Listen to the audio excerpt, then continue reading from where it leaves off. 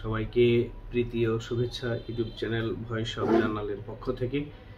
YouTube channel voice of জার্নালকে subscribe, like, share, comment করে আমাদের পাশে থাকুন। আমি আপনাদের সাথে আছি সাংবাদিক আব্দুস সাত্তার। এখন এই যে 5 আগস্টের যে ঘোষণাপত্র, এই নিয়ে এখন একটা ধর্মজাল সৃষ্টি হয়েছে। এই আগস্টের সরকার যে ডাক দিয়েছিল ইন্টারিম গভর্নমেন্ট, সেখানে কিছু দল অংশগ্রহণ করেনি।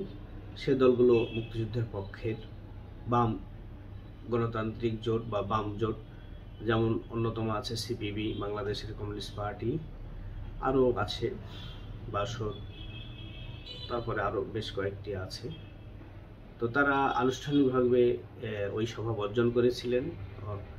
জুলাই আগস্ট ঘোষণার যে কর্মসূচি থেকে জাতীয় ঘোষণা, যে জুলাই ঘোষণাপত্র অনুষ্ঠান থেকে বয়কট করেছেন এবং সংবাদ সঙ্গে তারা বয়কট করেছে। এখন আগামীতে তারা জাতীয় ইলেকশনও বয়কট করবে কিনা, কারণ তারা যে ঐক্যমত কমিশনে দিয়েছিলেন জুলাই আগস্ট নিয়ে, সেগুলোর তাদের কোনো তাদের প্রাধান্য দেওয়া হয়নি, তাদের দাবি দেওয়াগুলো। এই জন্য তারা বয়কট করেছেন বলে সংবাদ সম্মেলনে উল্লেখ করেছেন বাংলাদেশ কমিউনিস্ট পার্টির সাধারণ সম্পাদক রুহুল হোসেন প্রিন্স। এখন এই যে আর এদিকে তো জামাত বলছে যে আমাদেরও ডিজায়ার অনুযায়ী সেটা হয় নাই, ঘোষণাপত্রে কিছু আসে নাই যা আমরা দাবি করেছিলাম। তাদের দাবি পিয়ার ইলেকশন, তাদের দাবি